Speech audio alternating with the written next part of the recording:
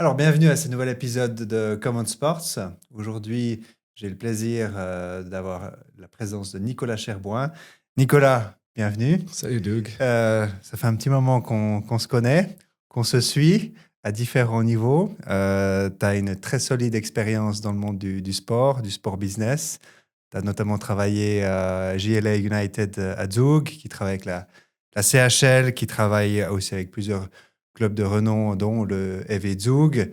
Nous, on s'est rencontrés d'abord dans le cadre du Lausanne Hockey Club, ensuite dans le cadre du groupe Grenat. Peut-être pour rappeler, le groupe Grenat, c'est 4 clubs aujourd'hui. C'est le Servette Football, c'est le Genève Servette Hockey Club, c'est le rugby et c'est le football féminin. Oui, tout à fait.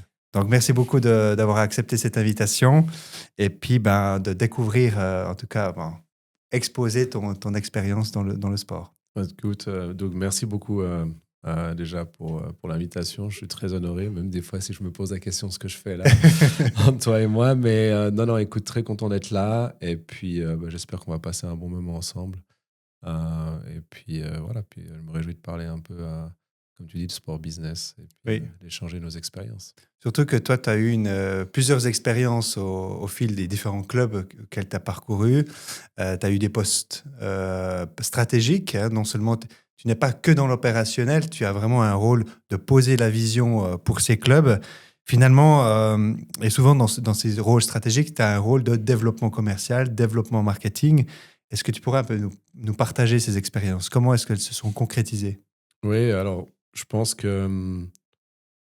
Bon, déjà, à la base, je viens pas de l'industrie du management du sport, enfin pas totalement directement, même si quand j'ai eu ma carrière précédente, j'ai eu l'occasion de travailler aussi avec le sport, entre autres avec ce qu'on appelle les courses all-timer, le Mans classique et autres Oui. courses.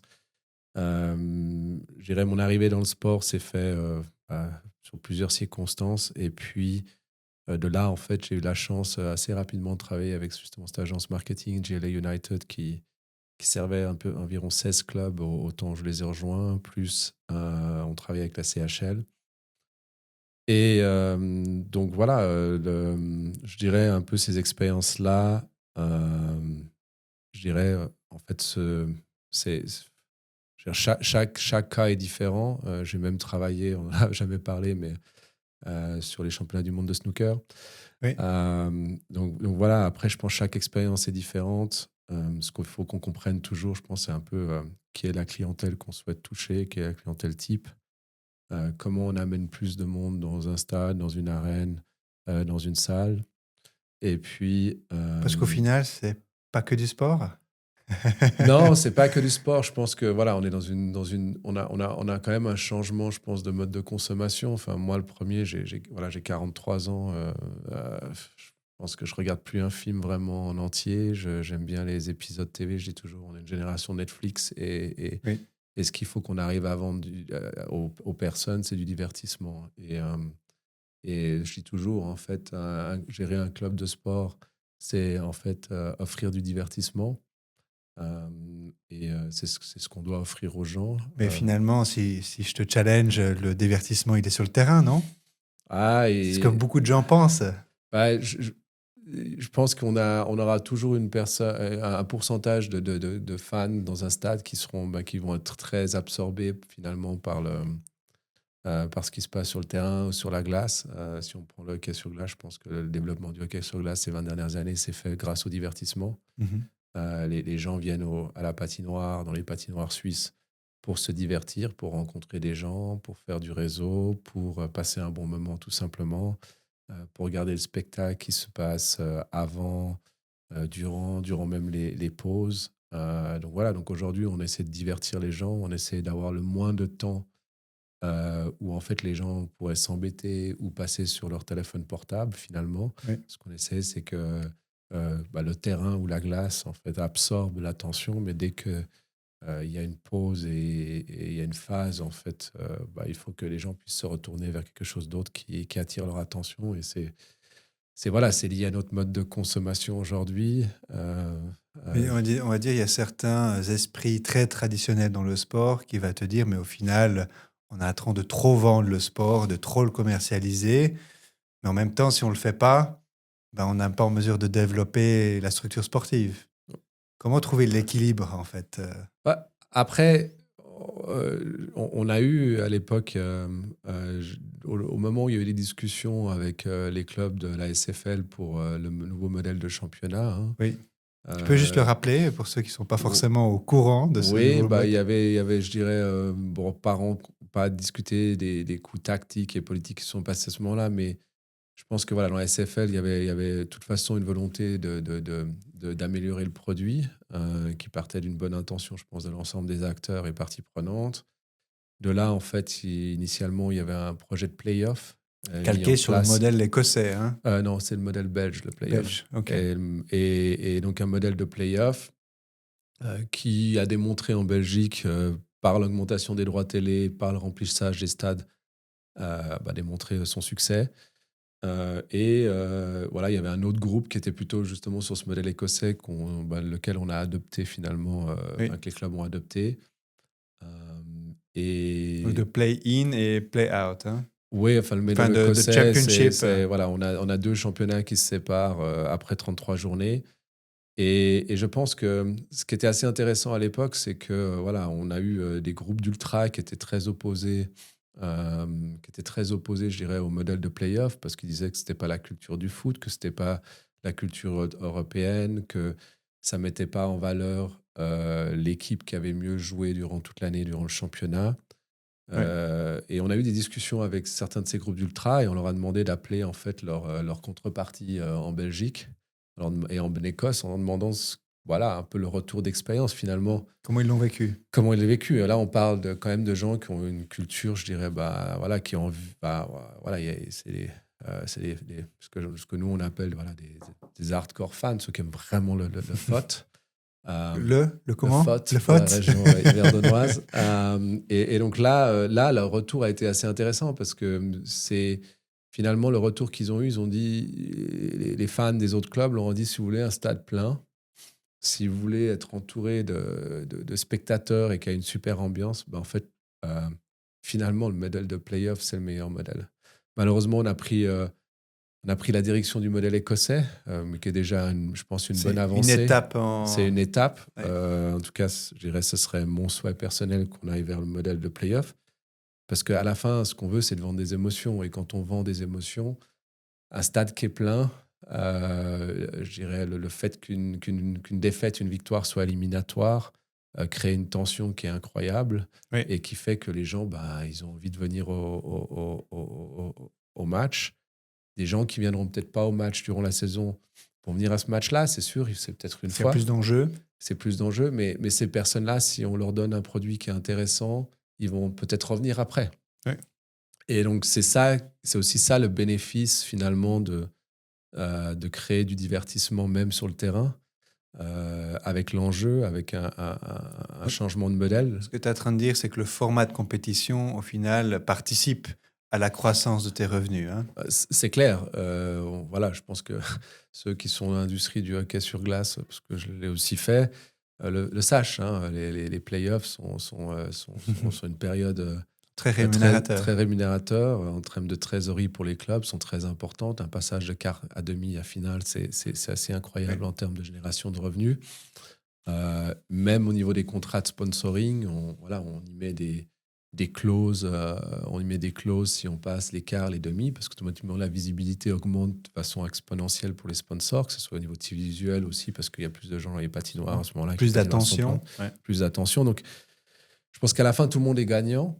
Voilà. Après, c'est sûr que c'est comme toujours, on est dans la gestion du changement. Puis quand on essaie de faire évoluer les mentalités des gens qui ont eu l'habitude pendant longtemps de vivre un modèle de championnat ou un modèle de match, ça peut être compliqué comme changement. Alors, parlons de ce changement, parlons de la transformation, hein. Donc là, tu es arrivé à Yverdon Sport. Il y a beaucoup de chantiers.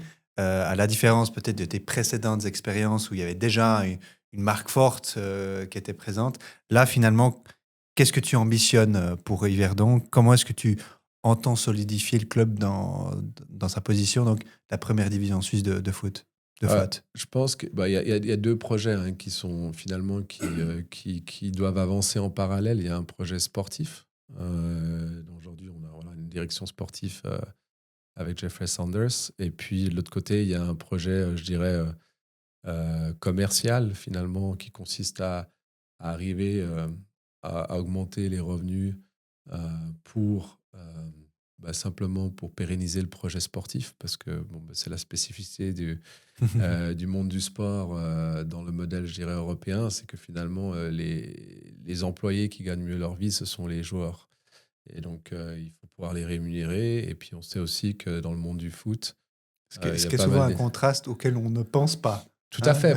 Finalement, quelque sorte, les dirigeants qui sont en haut de ce qu'on pourrait imaginer de la pyramide sont en fait pas vraiment, enfin, les gens qui ont le pouvoir. On est presque dans une pyramide inversée avec des joueurs qui ont souvent quand même beaucoup de pouvoir. Et puis, on le voit aussi avec l'impact que ça peut avoir de temps en temps sur les changements d'entraîneur. Oui. Je pense qu'il faut, c'est pérenniser. Voilà, à Yverdon, ce qu'on cherche à faire, simplement, euh,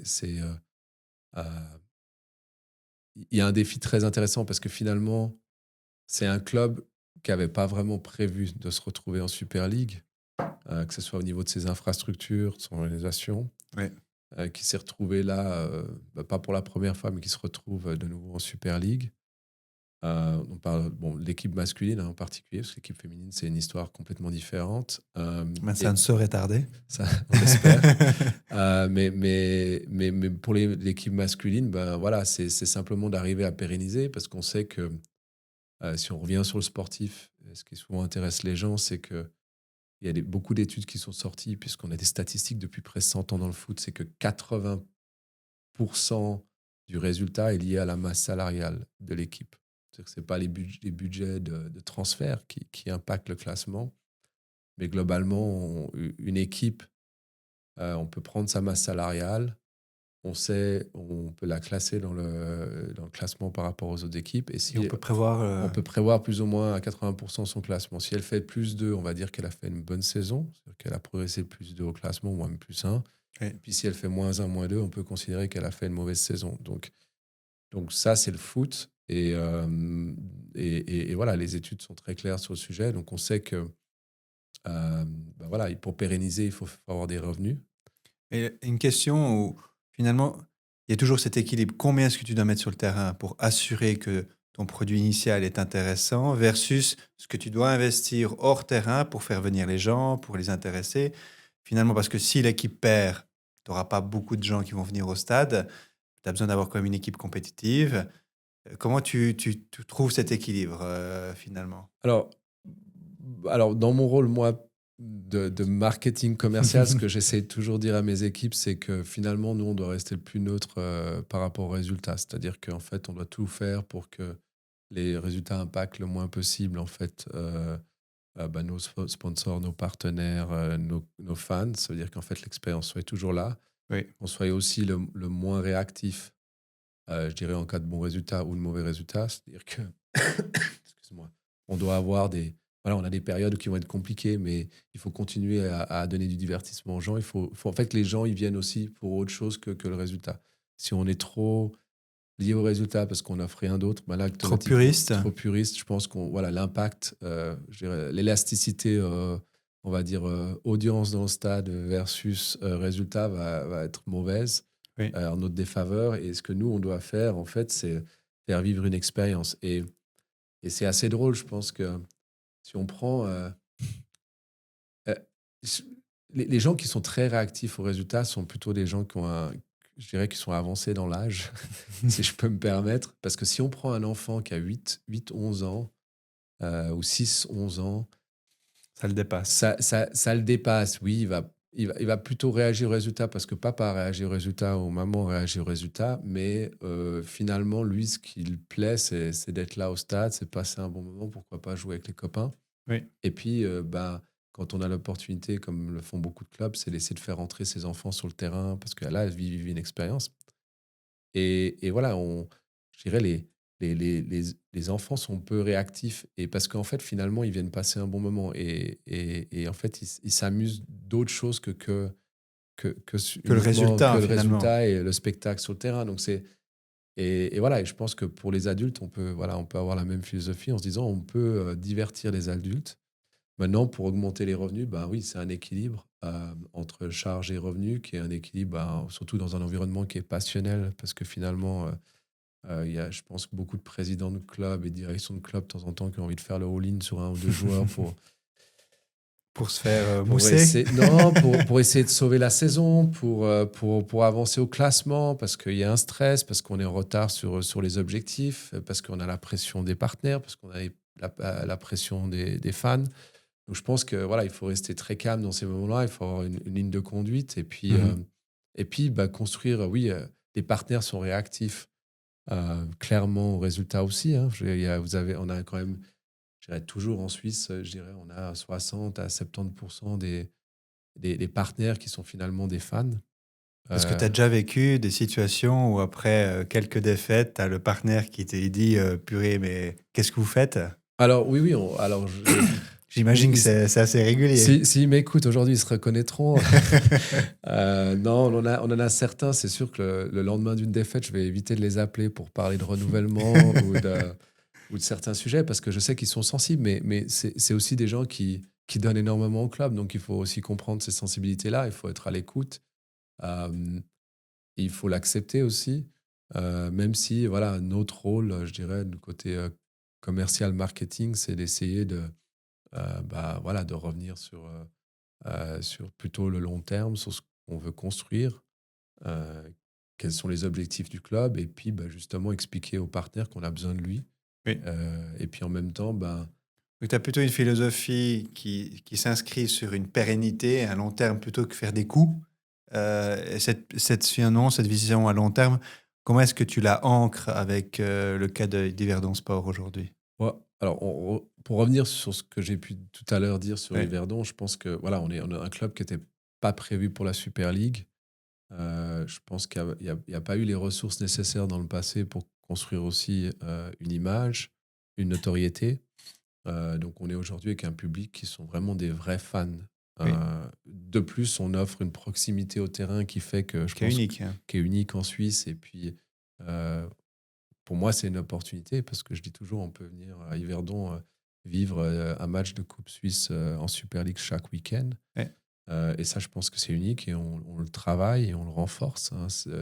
C'est d'accord, c'est une proximité qui n'est pas que jour de match, on en parlait encore ce matin, c'est une proximité où finalement tous les membres en fait, font partie de cette famille. Tu as les jeunes qui viennent s'entraîner sur le même terrain que l'équipe première. Hein. Oui, oui, alors ça, oui, aussi, ça, c'est exceptionnel parce que, voilà, par rapport à d'autres clubs qui ont des centres d'entraînement qui sont délocalisés ou peut-être à 1 ou 2 kilomètres du stade où se trouvent les bureaux, je dirais, du commercial et du marketing, voire même du sportif. Là, nous, ben voilà, on vit tous au quotidien ensemble. Le matin, on voit l'équipe au petit déjeuner. À midi, quand ils ont les repas de midi, on les voit aussi, voire on mange même avec eux. Oui. Donc, il y a une proximité qui est forte. Et puis, je dis toujours, à 5 heures du soir, c'est la ruche, 4-5 heures, parce que d'un coup, on a les enfants qui arrivent pour venir s'entraîner. Donc, voilà, c'est une vie voilà, on est complètement, voilà, je pense que la proximité, elle existe pour tous les gens qui sont autour du club, hein, pas seulement pour ses collaborateurs. Et je pense que ça, c'est fortement apprécié. Maintenant, comme on en a parlé, je pense que c'était plus un club, voilà, un club d'une petite région finalement qui n'avait pas prévu de se retrouver en Super League. Aujourd'hui, on est en Super League. Il y a un travail de fond pour me créer une image, créer une notoriété, travailler sur nos valeurs, ce qu'on a fait également. Euh, Essayer de construire une communauté autour du club, s'engager aussi de façon communautaire. Aujourd'hui, voilà, l'équipe sort très très peu en fait finalement du stade, mais parce qu'il y avait un manque de moyens et puis parce que quand on est en Promotion League ou en Challenge League, c'est pas, je dirais, dans les priorités. Donc maintenant de faire cet exercice-là demande beaucoup d'efforts parce que voilà, c'est s'organiser, se structurer pour le faire, mais en même temps le potentiel est incroyable Oui. parce que on a eu un exemple cet hiver, on a fait la première fois une présence au marché de Noël. Je dirais que ce soit les autorités, une partie de nos équipes et même l'équipe. Au regard du résultat, du momentum au mois de décembre, voilà, les gens Peut-être étaient... pas le meilleur moment. Non, voilà, pour beaucoup de gens, c'était pas le meilleur moment. Moi, j'ai une autre expérience qui fait que je sais que c'est toujours un bon moment, même pour les joueurs, parce qu'en fait, ça leur permet d'avoir un bol d'oxygène et de voir qu'en fait, ils font pas que jouer sur le terrain, puis qu'ils Oui. ils ont un impact sur les gens. Et on les a emmenés au marché de Noël et on avait bien fait de prévoir de la sécurité, prévoir une organisation robuste parce que pendant 1 heure et demie, on a eu un défilé de C'est personnes, des dédicaces. de dédicaces, d'enfants voilà, les joueurs eux-mêmes étaient conquis. Je dirais l'équipe en interne était conquise aussi. Et voilà, ça démontre que malgré les résultats et une période difficile, voilà, on peut construire un public. Et puis, je sais que tu as reçu Kimo Bellman dernièrement, que je salue. Euh, voilà, Joie, c'en est un exemple. Je pense que Absolument. Winterthur, c'est aussi un exemple au foot. On peut construire une communauté, même si les résultats ne sont pas là, si on a des valeurs qui sont claires, qu'elles sont bien communiquées, si on est authentique dans les actions qu'on fait. Voilà, Finalement, c'est l'avantage des petits versus les grands, c'est d'avoir peut-être cette proximité envers sa communauté. Oui, oui. Après, on peut regarder Liverpool. Hein. Je pense pas qu'elle a Ça, pas de c'est vrai. proximité envers sa communauté. Je Mais bon, pense il y a que une histoire, hein. ben, il y a une histoire, mais en même temps, ils sont très proches de leur communauté. Donc, je pense qu'on peut, voilà, Indépendamment de sa grandeur. sa grandeur, on peut travailler. Je veux dire, on se doit de travailler. Je pense que on a eu ces discussions-là avec certaines autorités, mais aussi certains corps de métier, je dirais semi-étatiques ou étatiques, où voilà, le message, c'est on a une obligation envers la communauté, Oui, on a une obligation de redonner et il faut que, enfin voilà, l'équipe, elle représente pas juste ce qu'on fait sur le terrain, mais je pense qu'elle aujourd'hui, c'est pour la ville d'Yverdon, pour la région d'Yverdon et la région, je dirais, oui. Nord-Vaudois-Broye, clairement voilà, un outil de communication pour tout le monde qui permet de faire rayonner différemment, je dirais, la ville Oui. sur d'autres aspects que celles sur lesquelles elle peut communiquer d'habitude. Et je pense que voilà, on a un autre C'est rôle une là. plateforme de rayonnement aussi pour les autorités. Oui, oui, voilà. Et je pense même pour les entrepreneurs de la région. J'ai déjà entendu certains entrepreneurs dire, mais tu sais, Nicolas, depuis qu'on est remonté en Super League, on sent que Ça bouge autrement. ça bouge autrement, qu'il y a une dynamique. Oui. Donc voilà, donc je trouve que c'est passionnant. L'accueil est excellent, voilà, des autorités. Les gens sont bien intentionnés aussi. Oui. Après, c'est sûr, voilà, on est venu aussi avec des actionnaires qui sont non suisses. Donc c'était aussi, il y a eu un moment, je dirais, d'observation, ce qui est normal. Hein, De créer le lien de confiance. voilà, de créer le lien de confiance, beaucoup de rendez-vous pour expliquer le projet. Oui. Et puis surtout que c'est un projet qui se veut dans la longueur et voilà, qui se veut périn en fait, Oui. finalement. Et cette communauté, je pense que tu es, en tout cas, un des rares que je connais qui comprend l'importance de qualifier cette communauté dans une base de données. C'est une des raisons pour laquelle on travaille ensemble, d'accord?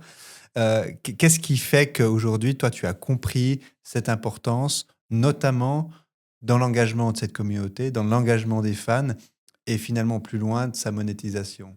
Qu'est-ce qui t'a amené à comprendre cette importance? Ouais, je- je- on a eu plusieurs cas sur lesquels on a travaillé ensemble, mais je dirais le cas, et c'est le cas en fait où je me suis trompé, puis j'aime bien le rappeler parce que même quand voilà, on peut se tromper fortement. Puis là, je m'étais trompé, mais en même temps, voilà, j'avais écouté mes équipes. C'était enfin, avec le Servette FC, en fait, on avait défini 3, 4 communautés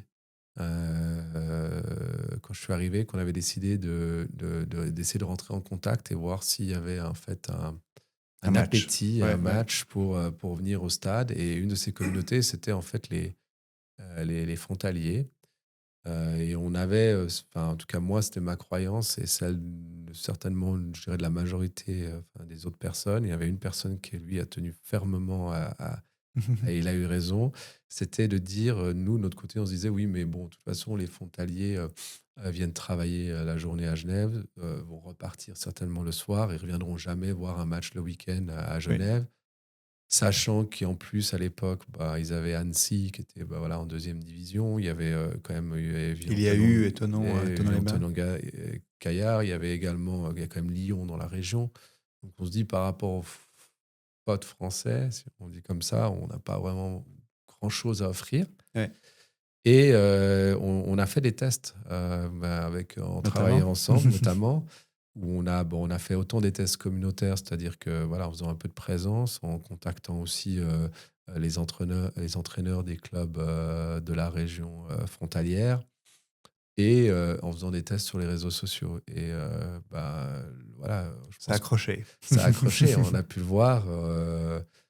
Je ne veux pas dire de chiffres qui sont faux, mais à un moment donné, je crois qu'on était quand même à entre 300 et 400 billets par match qui étaient vendus dans ces régions-là.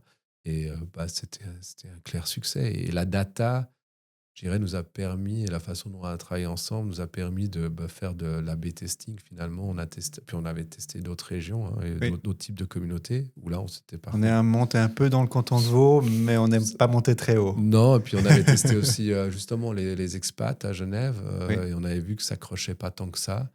Par contre, voilà, sur les frontaliers, ça avait été on peut dire un carton, Oui. hein. On regarde la taille du club et du nombre de spectateurs qu'il y avait dans le stade de Genève. C'est l'avantage d'avoir le Léman Express dans un contexte de mobilité. Oui, Hein. tout à fait. Bon, on sortait justement du Covid et justement de cette phase où le Léman Oui. Express avait été déployé, donc c'était aussi nouveau pour le club. Oui.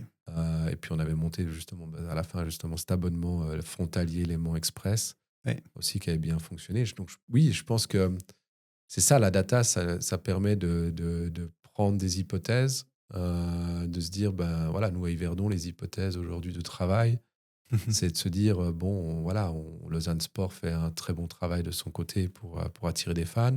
Oui. Nous, on essaie de faire nôtre dans le Nord vaudois. Les premières, je dirais, retours sont très positifs dans le travail qu'on effectue dans la broie. Ça, on le Absolument. voit par la data. On sent que dans le canton de Neuchâtel, c'est très vite plus compliqué. Mais c'est normal aussi, parce qu'il y a un club historique qui est présent. Mais ça ne veut pas dire qu'il n'y a pas de touche. Et puis finalement, en fait, on a eu quand même une surprise là, et qu'on va certainement confirmer ou infirmer. C'est qu'en fait, dans le Jura, il y a un potentiel incroyable parce que, voilà, aujourd'hui, il y a peu de personnes qui couvrent cette région, même si elle est beaucoup plus loin. Oui. Et puis, je pense qu'à un moment donné ou à un autre, on a quand même aussi des frontaliers, hein. On a quand Même le FC Bâle, hein, qui est plus proche du Jura, ne touche pas vraiment cette région. Hein. Là, pour l'instant, moi, je n'aurais pas la réponse de leur stratégie parce que je n'en parle pas avec eux à ce stade. Mais oui, je pense qu'il y a clairement, s'il y a une réponse si positive, qui a été plutôt opportunistique de la part de mes équipes sur une demande, Oui. si la réponse est si positive, c'est qu'il y a clairement une envie et un besoin. Donc, Oui. après, la question qu'on peut se poser aussi à Yverdon, c'est justement, il y a quand même une grosse communauté de frontaliers. On le voit quand on va chez les commerçants du centre-ville ou qu'on voit certaines industries comme à Orbe et autres, qui ont quand même un grand nombre de frontaliers. Là aussi, est-ce que à un moment donné, il va pas falloir essayer? Je pense que connaît la réponse, on va tester. Puis on va Et regarder. la data, voilà, la data va nous permettre de voir. Si on voit qu'il y a un retour positif, à ce moment-là, il faudra peut-être monter une offre dédiée. Et selon toi, toi, tu as eu cette expérience qui est positive. D'autres clubs, finalement, ils tardent à aller sur cette voie-là parce que finalement, des fois, c'est difficile de comprendre l'aspect tangible hein, de la data. Ils préfèrent se concentrer beaucoup sur des stratégies de communication. C'est très axé marque, branding. Comment tu expliques finalement ce choix? Je pense que c'est quand même un bon choix. Tu dois travailler ta marque. Mais pourquoi ne pas aller plus dans cette logique? Ça ne parle pas? Après, voilà, je connais pas non plus voilà, la moyenne d'âge, je veux dire, les différents segments de fans qu'ont Oui, les autres clubs, et c'est toujours difficile d'en parler quand on n'est pas, je veux dire, soit à l'intérieur, soit on n'a pas oui, travaillé avec eux sur des projets. Je dirais, l'hypothèse, c'est que pour beaucoup, ils ont déjà une base de fans, je dirais, qui date, et qui est qui devient souvent âgé. qui vient vieillissante, Oui, et qui est un problème dans le monde du foot, hein. C'est quand même un des deux sports avec le tennis qui vieillit le plus aujourd'hui en oui, termes de base de fans. Et voilà, certaines personnes comme Florentino Pérez à Real Madrid l'ont bien compris, et souhaitent venir avec des solutions. Mais voilà, le branding fonctionne bien quand on est déjà bien implémenté et tout ça. Maintenant, voilà, l'acquisition de nouveaux fans, c'est ce qui est le plus dur. La rétention, c'est plus facile. oui. Donc le branding, je dirais, sert bien la rétention, mais je dirais limité dans l'acquisition. Et la data, là, je trouve, dans des stratégies d'acquisition, est quand même bien plus forte. Maintenant, il faut quand même faire du branding. Ça permet d'identifier, comme on Voilà, disait, tes points, tes personas clés. C'est clair que derrière, tu dois imprimer tes valeurs, tout quoi. à fait. Donc, Oui. c'est comme je disais, pour Yverdon, bah, c'est communiquer sur ce qu'elle va être, quelle est notre marque, quelles sont nos valeurs. On ne l'a pas encore fait énormément cette année parce qu'on a travaillé depuis septembre. On commence à voir des choses comme uni et unique. Qu'est-ce que ça veut dire, ces deux Euh, mots? je pense que voilà, si on prend finalement le championnat suisse aujourd'hui, on est quand même un cas particulier. Il n'y a pas un club qui nous ressemble finalement. On est ni un chef-lieu de canton, on n'est ni une périphérie d'une grande ville. Euh, voilà, on est unis parce que finalement, voilà, on représente les valeurs de la terre, les valeurs je dirais, voilà, on vient d'une Nord-Vaudois. environnement, du Nord vaudois, de la Broye. Euh, et voilà, je pense qu'on est unis dans notre aventure et on est aussi unique bah, justement par ce qu'on représente aujourd'hui. Et je pense que le stade est unique en lui-même également. Il est particulier, mais en même temps, il est aujourd'hui, je dirais, pour les puristes du foot. On le voit avec les fans adverses hein, qui viennent toujours en nombre à Yverdon. Ben, voilà, pour eux, on est unique parce que on offre une proximité aux joueurs au terrain qu'il est difficile de retrouver aujourd'hui dans n'importe quel championnat de première division en Europe. Donc, Oui. et on veut le cultiver finalement. Je pense il faut qu'on l'assume. Voilà, Être fier, finalement, de ouais, cet héritage, hein. tout à fait. Et puis faire les choses ben, comme on les sent, quoi, finalement. Voilà, et c'est du dialogue avec les supporters, c'est du dialogue avec les différentes communautés. Et dans Et cette dynamique, tu vois que c'est ton rôle aussi, même tu es responsable de l'aspect commercial, du marketing. Est-ce que tu considères que c'est ton rôle d'aller euh, dans cette communication, d'aller chercher finalement, de comprendre? oui, clairement, je pense que voilà, enfin, déjà, j'aime bien me faire accompagner parce que je dis toujours plusieurs cerveaux autour de la table, ça aide toujours. Et puis, comme j'ai donné l'exemple tout à l'heure, au Servette, je m'arrive aussi de me tromper fortement. Donc, voilà, je pense c'est notre rôle, c'est-à-dire celle de mes équipes. Et puis, c'est essayer de se faire accompagner parce que c'est des exercices qui sont quand même complexes. C'est pour ça que depuis qu'on est arrivé enfin, que je suis arrivé le 1er septembre, voilà, on a 2 agences, dont la tienne, hein, euh, qui nous aident pour vraiment nous accompagner là-dessus, pour nous permettre de prendre du recul, pour aussi venir avec l'expérience extérieure de ce qui se fait dans d'autres clubs, dans d'autres sports. Oui. Et oui, nous, notre rôle, c'est de comprendre, en fait, de développer la marque. Voilà, il y a un travail de marketing, clairement, qui est important à faire. Donc, Et et pas seulement parce qu'on confond souvent communication et marketing, ouais. hein. Communiquer, c'est pas forcément du Non, marketing, non, hein. pas du tout, même. Non, non, pas du tout. Non, non, non, mais voilà, il y a un vrai travail de marketing à faire, de positionnement du club, de qui on s'adresse, de à quelle façon on s'adresse, à quel segment on s'adresse de quelle façon, Oui. quels sont les canaux de communication, comment ils vont être utilisés, quelle offre on propose à nos segments, voilà, à nos fans, différents types de fans, pour simplifier. Voilà, l'année prochaine, on va lancer voilà, on va lancer des abonnements un peu particuliers. On n'en dit pas plus pour On dit pas l'instant. plus parce que je sais qu'il y en a d'autres qui vont écouter. Mais non, non, voilà, donc voilà, clairement, on va lancer des abonnements. Je sais qui se sont pas faits.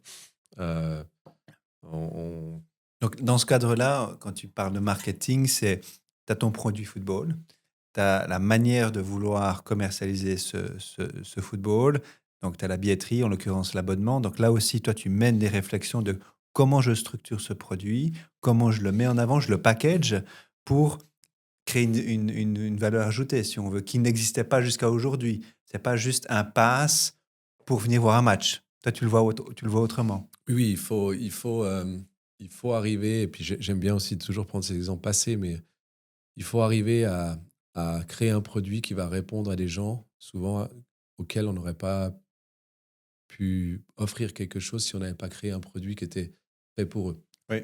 Et à Genève, on avait, je sais pas si tu te souviens, on avait créé ce produit aussi, je reprends le foot de nouveau. On avait créé un produit avec le village du soir, Mhm. qui est un lieu de sortie, où on avait voilà, un produit qui était fait pour des jeunes qui étaient potentiellement jamais venus voir un match de foot. Et on avait fait ce produit-là et le produit avait très bien marché. On avait vu aussi qu'on avait fait derrière, on avait fait une relance du réachat. Et la réachat s'était bien passé et on avait constaté, bah voilà, sur la première fois, si ma mémoire est bonne, on avait fait 96 achats uniques de personnes qui étaient jamais venues voir un match de football à Genève. Ouais. Euh, Ça, j'appelle ça un succès parce que si on le fait 19 fois dans la saison, et qu'en plus on arrive à faire du réachat, là on a capté, T'es devenu un fan. t'es devenu un fan. Et ça, voilà, c'est ce que je dirais, c'est super. Mais de nouveau, là, on a besoin de la data. Si on n'a pas la data, On le sait pas. si on sait pas, si on n'a pas identifié qui c'est, on peut pas mettre le bon produit en face. Et puis Oui. surtout, on peut pas remettre des stratégies de De rétention, réengagement. Ouais. de rétention. Donc voilà, donc c'est un travail où voilà, c'est sûr, l'aspect marketing est très important. Et aujourd'hui, le monde du sport de manière générale, c'est devenu tellement complexe, hein, parce que d'autant plus un club interagit avec tellement de différents acteurs. C'est là où je trouve notre métier est dingue, hein. Je pense qu'il y a difficilement d'autres structures où il y a autant d'acteurs à gérer différents. Peut-être un aéroport. Peut-être un aéroport. T'as raison. L'aéroport, je pense que non, oui, voilà, on est un peu sur le modèle, je pense, d'un aéroport. Finalement, oui, on a beaucoup de parties prenantes avec des besoins et des attentes différentes. Oui, faut gérer, et les attentes de toutes Sur ces les personnes-là. attentes sportives, tu as l'aspect sportif, tu as l'aspect sponsor, tu as les fans, tu as aussi du coup le board, les investisseurs. Tu as tellement de personnes Euh, autour de cette ah table ouais, finalement de ce club. les Les autorités. autorités, tu as raison. Voilà, on va avoir. Et puis après, même les parties finalement prenantes qui sont très importantes, tout Oui. ce qui était autour de la sécurité, que ce soit les pompiers, la police, tous ces gens-là. Donc oui, non, et puis même les voisins finalement, parce que ça aussi, ça arrive. Ben voilà, qu'on doit. Voilà, il peut y avoir des nuisances dans un Oui. match de foot. Donc tout ça, oui, donc c'est beaucoup de parties prenantes. Dans ces parties prenantes aussi des segments. Oui. Et voilà, il faut avoir, voilà, on a une stratégie assez claire voilà, de traiter tout le monde, d'offrir quelque chose à tout le monde, même avec nos fournisseurs. Il y a aussi voilà, une approche qui doit être faite. Voilà, je dis toujours, il faut. Tu vois, ce qui m'a toujours impressionné, et je suis curieux, c'est à quel point tu es engagé avec le partenaire. Et c'est pas souvent que je vois, hein, dans les clubs où c'est important pour toi de les inscrire dans le projet. C'est pas juste un partenaire. Oui, Tu dis non, non, on va s'asseoir, je vais t'expliquer qu'est-ce qu'on veut faire ensemble. oui, Et ça, très sincèrement, de mon expérience, j'ai rarement vu ça, un tel engagement ok. envers sa communauté. Et je pense que c'est ce qui permet aussi d'inscrire la continuité. Alors, je me rends pas compte parce que Moi, je le constate, en tout cas. tu as plus d'expérience que moi dans ce cas-là, sur ce sujet-là. Non, écoute, j'ai. Souvent, ce que je constate, c'est que le partenaire, il peut déjà être content d'être sponsor. Tu vois Ouais, ce que je veux dire? ouais. Alors que toi, tu passes l'étape suivante encore. Non, mais après, voilà, enfin. Et les gens, ils vont me dire, j'aime pas le maillot parce que je suis tombé amoureux d'hiver dans le sport. Ça va peut-être surprendre certains, mais voilà, mais je suis vraiment tombé amoureux de ce club-là. Je pense que, voilà, il y a un projet pour une région. C'est pas le projet d'hiver dans le sport, c'est le projet pour une région. Ouais, ce matin, j'étais avec le président d'une association économique. J'ai eu un rendez-vous avec un sponsor où tu étais aussi présent. Oui. Euh, et voilà, c'est un projet pour une région où tout le monde, en fait, doit pouvoir en tirer bénéfice de la présence du club en Super League. Voilà, et je pense que si je devais prendre un exemple, en Suisse, je pense qu'il y a deux clubs. Ouais, j'aime bien prendre des tangentes dans un autre sport, mais dans le hockey sur glace, je pense qu'il y a clairement aujourd'hui Fribourg-Gotteron et Fahrzeug, qui sont deux clubs qui clairement arrive à fédérer toute une région autour, Ouais. ça devient presque le cœur de la région. Et honnêtement, c'est notre ambition. C'est de devenir fédérateur, pas pour notre propre bénéfice, mais pour le bénéfice de la région. Finalement, on doit doit être un lieu de rencontre, on doit être un lieu de convivialité, on doit être un lieu qui permet aux gens de passer d'un bon moment, on doit être un lieu accueillant même pour les supporters adverses. Donc, au-delà d'une ambition sportive, Sportive, si on veut de jouer au meilleur niveau, c'est une ambition d'être un club fédérateur. fédérateur, tout à fait. Et Ouais. je pense que voilà, on a finalement, voilà, on a quand même un actionnaire finalement qui est presque familial. Oui, Il a 4 enfants. Il est australien. Voilà, il vient d'une grande famille aussi lui-même, avec beaucoup de frères et sœurs. Je pense que voilà, il y a ce côté familial qui. Après, c'est sûr, quand il y a un changement d'actionnaire, il y a un changement de staff sportif, de bien staff sûr. de bureau avec mon arrivée où il y a eu aussi des changements. Bah, automatiquement, oui, ça crée pour beaucoup de gens à l'extérieur beaucoup de changements et donc ça peut aussi être ressenti comme un déséquilibre, mais c'est parce qu'il fallait, voilà, il faut implémenter un nouveau projet. Et puis des fois, bah, voilà, il faut des nouvelles personnes pour implémenter un nouveau projet. Et puis il faut que ces personnes s'inscrivent dans ce projet-là. Donc, Et ce projet aujourd'hui, dans le cadre du football suisse, comment est-ce qu'il est perçu? Comment est-ce que toi, tu comprends que le projet d'Yverdon Sport aujourd'hui est perçu au niveau du football suisse, la SFL? c'est difficile à répondre.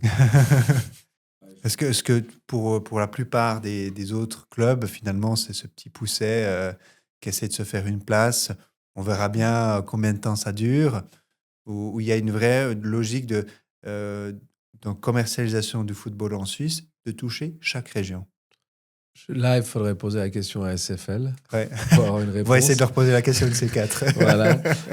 Non, pour notre part, on dit toujours c'est le petit qui voit grand. Oui, Donc voilà, on sait qu'on est finalement quand même un petit club avec une région économique qui est pas celle de Zurich ou celle de Genève oui, ou de Bâle, mais on voit grand quand même parce qu'on pense qu'on peut fédérer une région. On aime dire chez nous qu'on est le club d'une région. ouais. Et voilà, la région du Nord, de la Romandie du Nord. Voilà, on pense qu'on va au-delà. On n'avait pas parlé de foot féminin, mais si on parle justement de l'équipe féminine qui est quand même qui a déjà 2 titres et 2 fois vice-championne, qui a passé en fait la plupart de son histoire en première division, et puis qui finalement, enfin, je cite le président du Servette chinois féminin qui m'a dit, mais tu sais Nicolas, c'est euh, c'est euh, c'est voilà, c'est le club historique de la Romandie dans le foot féminin. Donc là, on est complètement dans une autre. On peut pas parler du petit qui voit grand. Aujourd'hui, on est en deuxième division. On espère en LNB, on espère remonter. On a les ambitions de remonter. C'est bien parti. C'est bien parti. On a une stratégie. Si on remonte, on veut professionnaliser le club. On va prendre l'exemple sur Efatsuk en hockey féminin qui fait aujourd'hui 1200 personnes par match à 15 francs suisses l'entrée. Je pense que c'est un exemple en 3 ans de ce qu'ils ont réussi à développer. Oui. Une marque, un produit. Ils ont En sachant qu'on a aussi l'Euro féminin qui va avoir lieu cette année. Tout à fait. Et donc voilà, je pense qu'il y a quelque chose de super. Mais là, par contre, où je voulais en venir, c'est que dans le Reach, en fait, clairement, on a là, je dirais, le Potentiel. potentiel de zone où on est présent, où on voit déjà qu'on a des gens, c'est que Yverdon féminin, c'est 473 personnes par match de moyenne, donc au-dessus de la moyenne de la Super League, Ouais. déjà, enfin de la Super League de la l'AXA. C'est 1200 personnes en Coupe Suisse contre Thun. C'était Ça, c'est des chiffres que je pense que la plupart des gens ne connaissent pas. en Hein. huitième de finale. Et là, on sait que en fait, les gens qui viennent nous suivre viennent de Neuchâtel, viennent de Fribourg, viennent de tout le canton de Vaud, parce que ouais, l'histoire là du club est différente, mais en même temps, je dirais, ça permet aussi du côté des équipes, enfin de nos équipes, de se projeter en se disant, mais tiens, il y a potentiellement notre région elle est plus grande que ce qu'on le pense et on Oui. peut trouver notre public. Et voilà, je pense que je dis toujours, je pense que Lausanne Sport fait un très bon travail, mais je ne cherche pas les mêmes fans que Lausanne Sport. Pour moi, Chacun sa région. non, même pas, c'est chacun ses valeurs. Moi, je pense qu'on représente des valeurs terriennes, du travail, de la persévérance, de la passion. Voilà, que je pense pas qu'aujourd'hui, voilà, je pense que le Sport a un autre positionnement. Oui. Et nous, c'est pas le positionnement je dirais, que c'est pas le positionnement qu'on veut donner au club, mais c'est aussi pas aujourd'hui les fans qu'on a. Donc finalement, clairement, je pense que notre positionnement est juste et aligné avec, je dirais, avec notre région. Et c'est ce qu'on veut faire. Et notre région n'est pas cantonale finalement. Je pense que c'est ça le plus C'est important. pas que le canton de Vaud, Non, hein. du tout. Surtout que ce côté du lac d'Estavayer, il Les est très broyards. morcelé, hein. Non, la Broye, c'est clairement voilà, une zone où voilà, je pense qu'on se sent chez nous et puis qu'on on est très, très, très content de les accueillir, quoi. Et maintenant, tu es arrivé dans un club qui est Yverdon. Tu es tombé amoureux de ce club. Quelles sont les leçons, finalement, au fil de tes expériences que tu as eues avec les différents clubs jusqu'à aujourd'hui, que tu dirais, ça, c'est vraiment des leçons qui m'ont guidé dans les actions que je mène aujourd'hui en tant que professionnel du sport? Je pense que la première leçon, c'est que il faut pas arriver avec des idées préconçues. Euh, C'est-à-dire que on peut se dire que quelque chose qui a marché là va marcher là, ce qui n'est pas le cas. Donc, il faut s'adapter à son environnement. Mhm.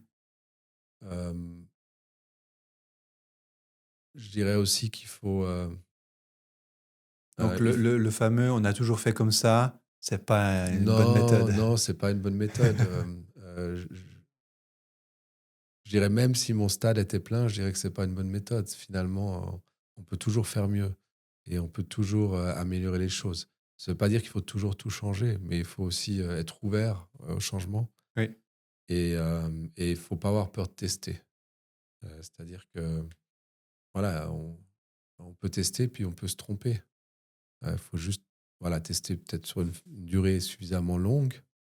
Pour euh, avoir suffisamment d'historique pour... D'avoir d'historique pour être consistant pendant un temps et voir si les choses prennent. Et je dirais l'expérience aussi, c'est que toi voilà, qui est plutôt dans la data et plutôt marketing digital, bah, finalement, aujourd'hui, on pourrait dire oui, mais en fait, réseaux sociaux, marketing digital, data, c'est suffisant. Non, je pense que euh, c'est une approche qui doit être à 360.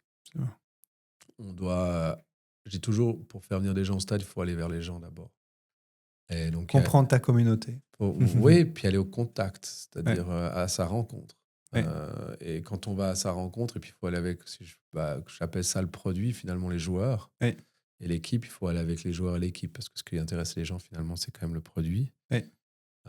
Puis après, on peut venir avec ce que je dirais des à côté qui aident aussi à capter, parce que de nouveau, il y a des gens, voilà, si on prend le Genève Servette, euh, quand on essaie d'approcher les expats qui connaissaient rien au hockey sur glace. Et là, on a eu du succès, par contre, en comparaison avec le À foot, l'inverse du foot, ouais. à l'inverse du foot. Mais on a eu du succès parce que, je dirais, l'hypothèse, parce qu'on n'a jamais fait de sondage pour confirmer, mais dans les discussions, parce qu'on a été même faire du contact dans les parcs l'été, durant les barbecues, l'hypothèse, c'est le constat, c'est que le foot, ils connaissaient, mais de leur pays, souvent avec des championnats qui sont plus qualitatifs que le nôtre, donc Ouais. peu intéressés par notre produit. Par contre, le hockey ne connaissait pas, il y avait un côté un peu exotique, sympathique. Et souvent, on accrochait les mamans, les enfants, c'était pas du tout avec le hockey. Et c'était souvent elles qui étaient finalement qui allaient pousser le mari à l'achat. C'était parce qu'en fait, on leur présentait qu'à Genève, il y avait un aigle qui descendait sur la glace, qui avait des mascottes et qui avait un show. Et là, on Donc, revient pas du tout le sport. pas du tout sport, on revient au divertissement. Et je pense que c'est voilà, dans un groupe, une famille qui vient voir un match de foot, on va retrouver voilà, des gens avec des aspirations Oui. différentes et des raisons différentes pourquoi ils ont envie de passer du temps au match. Il y en a certains, c'est parce qu'ils ont envie de discuter avec les amis au bar. Oui. Là, il y en a d'autres parce qu'il y aura des animations pour les enfants, et puis ça permet aux enfants de jouer, se défouler. Et en même temps, je dirais, le passionné de la famille, qui peut être madame ou monsieur, peut regarder son match Mhm. et ça fait une sortie du week-end. Mais voilà, et pour ça, il faut dire qu'il faut une offre qui offre, en fait, je dirais, qui offre à l'ensemble de ces personnes-là une expérience et un bon moment. Euh, et je pense que le constat aujourd'hui du sport, c'est que voilà, même les dernières études sont claires, hein, les gens aiment être assis dans les stades Ça, c'est clair. de plus en plus.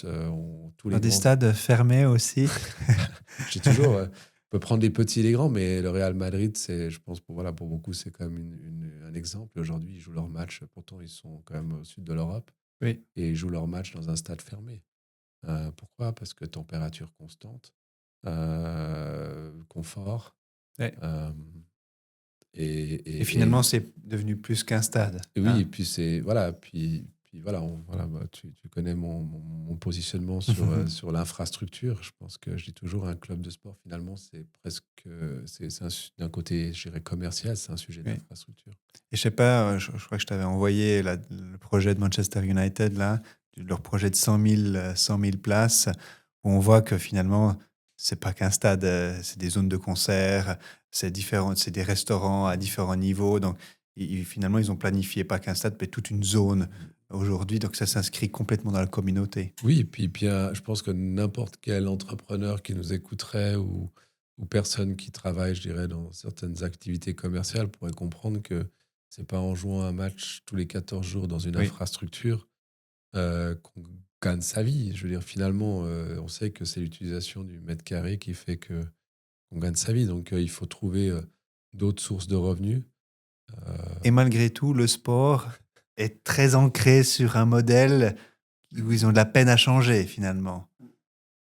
Ça commence, mais je pense que ça commence, mais c'est en train de je pense que c'est en train de se transformer maintenant vite. Je pense que avec le changement de génération, euh, qu'est-ce qui je- amène ce changement? non, je pense même la recherche de. Aujourd'hui, on est quand même dans une situation où les droits télé ont nourri pendant longtemps, je dirais, Ouais. en tout cas, si on parle du FOT, qu'on nourrit, je dirais, le modèle football. Sur certains pays, je dirais aussi tout ce qui était betting enfin tout ce qui était voilà, betting était aussi très important, et ces deux modèles-là sont en train de disparaître, ont déjà pour un des deux après disparu de certains pays. Oui. Et là, les clubs sont forcés aujourd'hui à se réinventer, à se poser des questions. Puis après, je veux dire, voilà. On le voit notamment en France. Hein. Oui, puis après, tout le monde apprend des autres. Donc finalement, quand on étudie un petit peu les sujets, on se rend vite compte que voilà, qu'il faut arriver à faire vivre son infrastructure, l'exploitation de son infrastructure au quotidien. Voilà, nous, on offre, pour l'instant, par rapport à ce qu'on a, on offre voilà, la possibilité de faire des réunions au stade, de faire des conférences, de pouvoir venir manger le soir. Voilà, on reste à un niveau qui est très, je dirais, basique. Mais voilà, on est aussi dans cette philosophie-là. Et si un jour on devait travailler sur une nouvelle infrastructure, clairement, on Ce serait, sera une des priorités. ce sera une des priorités, hein, parce que voilà, il faut qu'en fait l'infrastructure, elle vive au quotidien, si possible 7 jours sur 7. Oui. Pour la rentabiliser, parce que c'est des gros investissements. Oui, puis voilà, pour générer, parce que c'est pas voilà, en jouant un match tous les 14 jours qu'on peut générer suffisamment, je dirais, de trésorerie finalement pour payer nos joueurs Oui. et avoir de bons résultats sportifs. Et Donc de pouvoir réinvestir encore mieux dans l'équipe. Hein. voilà, tout à fait, pour investir mieux dans l'équipe. Magnifique. Merci à toi. Merci beaucoup, Nicolas. Merci pour avoir participé à cette série spéciale. Et puis, de toute façon, on va se revoir tout bientôt. Hein, donc, Ouais, je pense. et puis, je vous invite à découvrir les prochains épisodes. Et souvenez-vous, c'est pas qu'une question de données, mais l'histoire qu'elle raconte. Merci. Merci. C'est donc, allez. Merci beaucoup.